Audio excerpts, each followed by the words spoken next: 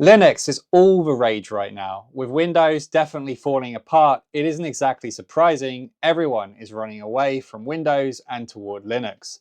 But should you and your small business make that switch? In this video, let's try and tackle this. The short answer is yes. Now is the time to switch from Windows to Linux. The long answer is not for everyone. Watch the video.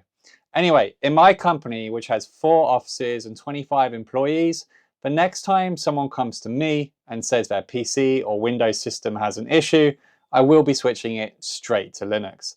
But that doesn't mean it is for everyone. So who is it actually for? You need to be mildly techie yourself or have someone on your payroll that you can delegate this down to and call your IT technician.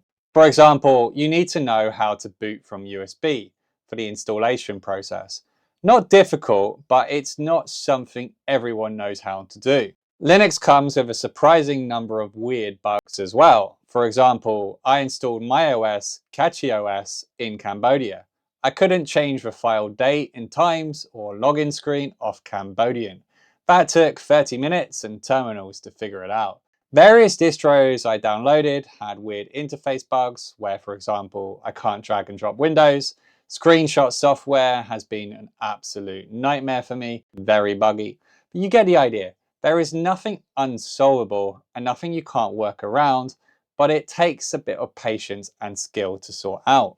So providing you have some techie skills in your organization, don't get me wrong, it doesn't need to be really high level, but some techie skills, then yes, you should switch to Linux if you meet the next requirement.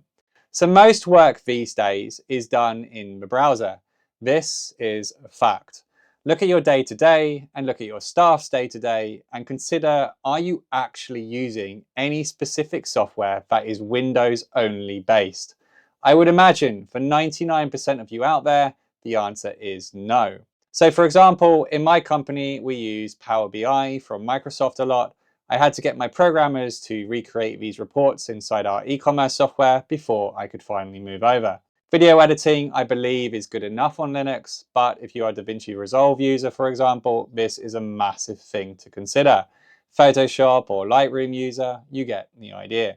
I want to emphasize here that Linux does have alternatives for nearly all of these softwares, but you do need to consider very carefully. Even if Linux alternative software is available, and maybe it's even better, you will have a learning curve for that software. Do you have time for this learning curve? For 99% of your staff and you are just doing emails, documents, drag and drop stuff really. All of this is so much better on Linux now than Windows. And this is the reason for the switch. Your productivity on daily computer use will 10x, and you won't understand how or why until you make that switch. Windows really is that bad at day-to-day operations these days. Okay, so you are now considering the plunge. Well, what distro do you use? For keyboard warriors out there, I am not a Linux pro or a computer pro. I'm a small businessman, and this is the extremely dumbed down version for a small businessman. Linux has a few choices in terms of core operating system: Fedora, Ubuntu, Arch, Debian. Then you basically have an interface that goes over the core system. This is known as a GUI, Graphical User Interface. Here, examples might be KDE Plasma, GNOME, Cosmic, Cinnamon. Most core operating systems, for example Ubuntu, will ship with a sort of recommended default graphical interface. But what is interesting is you can switch between these interfaces if you know how. This caused me great confusion because you can land yourself on topics talking about your core operating system, let's say Ubuntu, but the person who is talking is actually running Cinnamon on Ubuntu, but you are running Cosmic on Ubuntu. These are not the same thing, eh? So, when playing around with your PC, you sort of need to know, are you messing with the operating system, Ubuntu for example, or are you messing with the graphical user interface, GNOME for example? That will have all sounded very complicated. It's not so bad in real life, so don't get overly hung up on it. Anyway, for the purposes of us, we just care about the default interface shipped with the operating system. So most people will recommend Linux Mint based on Ubuntu for reliability and first-time users. But for me, I have installed it on around 5 different systems. I couldn't get any consistency out of it. Bugs everywhere. I just didn't get it. I then tried Pop! OS based on Ubuntu, and this is where I started to see that Linux can be very quick. The interface is super easy, so for example, with my mechanics who are not computer-based people, I might consider giving them Pop! OS. However, I found that every time I wanted to do anything complicated, I ran into bugs. Then the Pop! OS team launched a new graphical interface called Cosmic, and I ended up with even more bugs. So I just talked about 3 different choices: Mint, Pop, and Cosmic. These are all based on Ubuntu, which is the core OS behind it. In other words, they are sort of the same thing, just with different interfaces. This is probably why I was running into bugs. It's possible my modern gaming laptop just isn't sitting right with Ubuntu in general. So I took the switch and went to Catchy OS, which is not Ubuntu anymore. It is Arch based. This is known to be for techies, but ultimately it's the one that worked out the box the best for me and my laptop. It is lightning fast. To break this down quickly, for those with old and normal PCs, choose any distro that is Ubuntu based.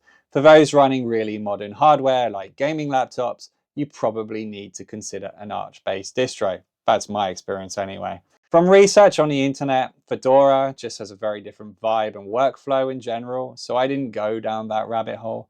Debian and Ubuntu I think are similar or even maybe the same, but Debian has slower update cycles. I don't know. I think it's more server based. But anyway, Ubuntu for old hardware and modern hardware, laptops at least with dual graphics, maybe Arch based. Though I should say, the Pop team is definitely making rapid progress into supporting modern tech with Ubuntu. Long story short though, there are so many choices, and this is part of the problem when it comes to making a Linux switch. You can YouTube all of them, but the YouTubers more or less say the same thing. You'll hear these buzzwords: bleeding edge, superior reliability, blah, blah, blah. But at the end of it, you don't actually know what the difference is. In the end, you just have to choose one and go for it. So what are the actual advantages of Linux? It is actually a very hard thing to describe. First of all, software is installed through a software manager, similar to your phone really, Play Store, iPhone Store. You don't have to go wandering around the internet to download things. Next, the file structure actually makes more sense. It is a family tree that starts with home, and you branch out from there. But really, what it is, the search actually works. Copy and paste actually works. Everything actually works. On Windows, you just crash all the time. I mean, how familiar are you with the Windows Task Manager? I imagine very familiar, and you shouldn't be. You don't even need it in Linux. So I sit here and talk about Linux bugs, but actually Windows has so many more bugs now. We are used to them and we know how to deal with them. But with Linux, the bug, you've got to kind of rewire your brain on how to deal with it. But probably there are actually less of them than on Windows these days. AI, like ChatGPT, make Linux far easier these days, and terminal use is basically copy and paste jobs now. Networking on Linux is more complicated to set up, but it does actually work. Again, if you have any sort of network drive in your company or home, then Windows just crashes and freezes at the sheer sight of the network drive. All of these problems go away with Linux. Finally, you know how you go from a black and white TV to a color TV? You can't go back again. Then an HTV to a 4K TV, you can't go back again. Linux is the same, but on speed.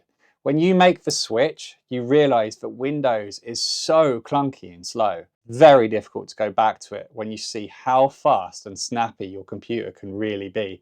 And it doesn't even matter if your computer is old or new, it just speeds up. So providing you are mostly working in a browser and using basic software like spreadsheets or Word, which is LibreOffice in Linux, then you are basically just speeding up your PC to massive levels that you don't even understand until you try.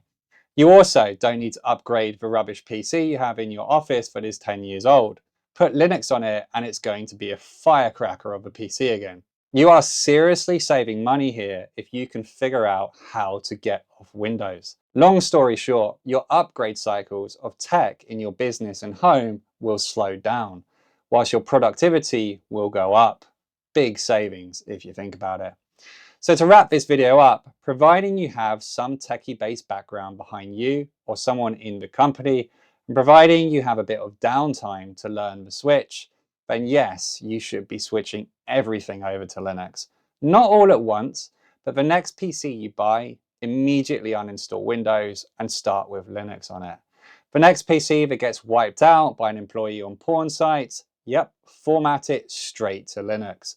Learning Linux can be his or her penalty for misuse of company property. It is now time to learn a new OS. Job done.